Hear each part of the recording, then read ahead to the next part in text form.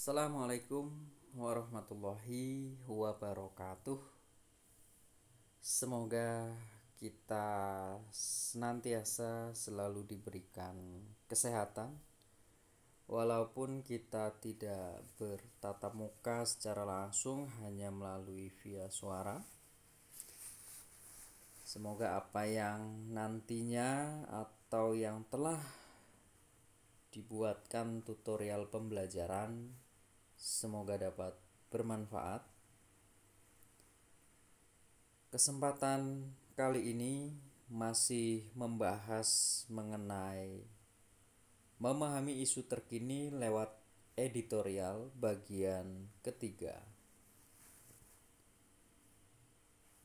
Untuk materi sebelumnya, dua materi, yaitu memahami isu terkini lewat editorial, itu saya buat tutorial yang pertama, tutorial pembelajaran yang pertama, dan tutorial pembelajaran yang kedua. Karena memang editorial ini bahasanya padat dan harus penuh dengan penjelasan-penjelasan, maka saya buatkan tutorial ini sampai 3 video agar tidak terlalu banyak durasinya. Tujuan pembelajaran memahami isu terkini lewat editorial bagian ketiga adalah peserta didik dapat menulis teks editorial. Untuk pertemuan kedua, ke-1 dan bab pertama tentang cerita sejarah tentang surat lamaran pekerjaan, itu ada dua video. Artinya setiap bab itu saya buatkan 2 video. Bila belum melihat, bisa ditonton, dipahami. Kita lanjutkan saja.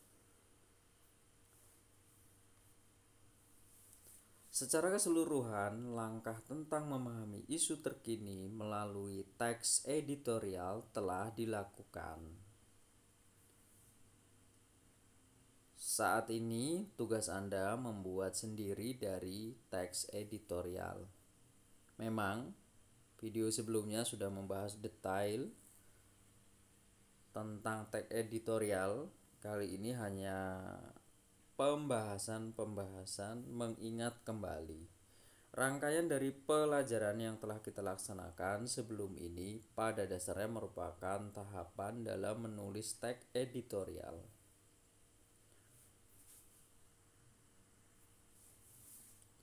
Supaya lebih fokus dalam penulisan teks editorial, di bawah ini tahapan yang dapat dilakukan.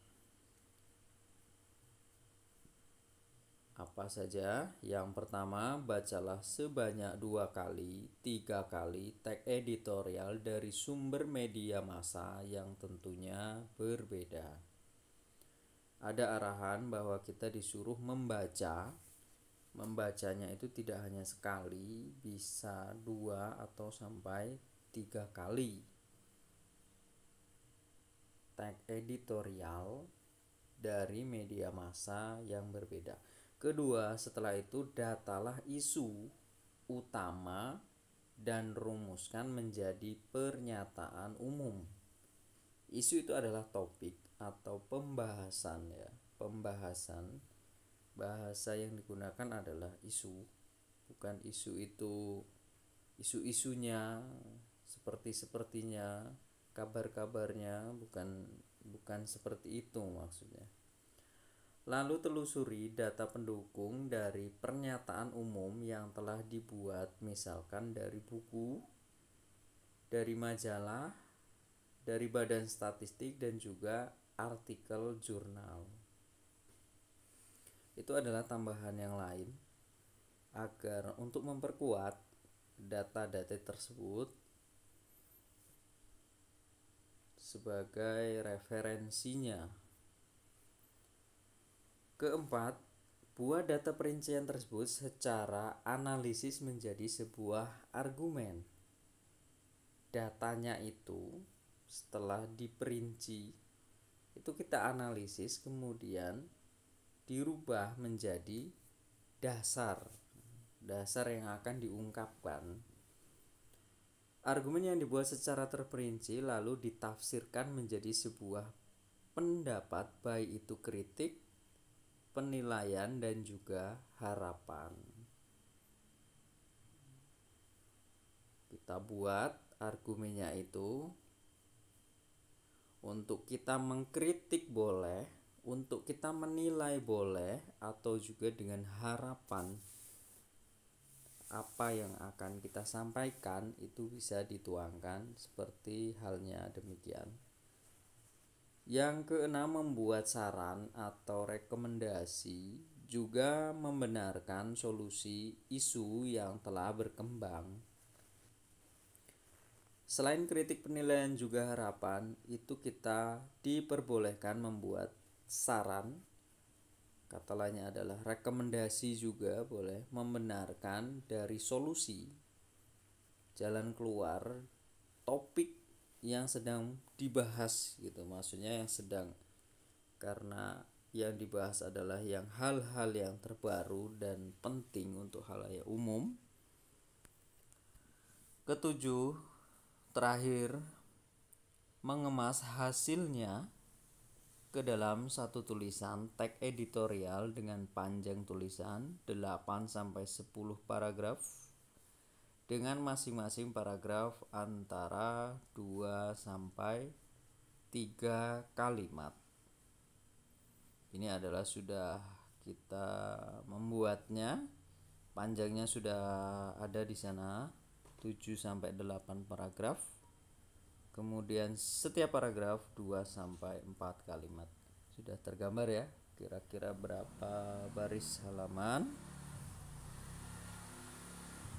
Mohon maaf karena memang di pinggir jalan, jadi ya ada suara motor, tapi tidak menyurutkan untuk kita belajar. Demikian yang bisa saya sampaikan, semoga bermanfaat untuk peserta didik semua, untuk Bapak Ibu guru semua.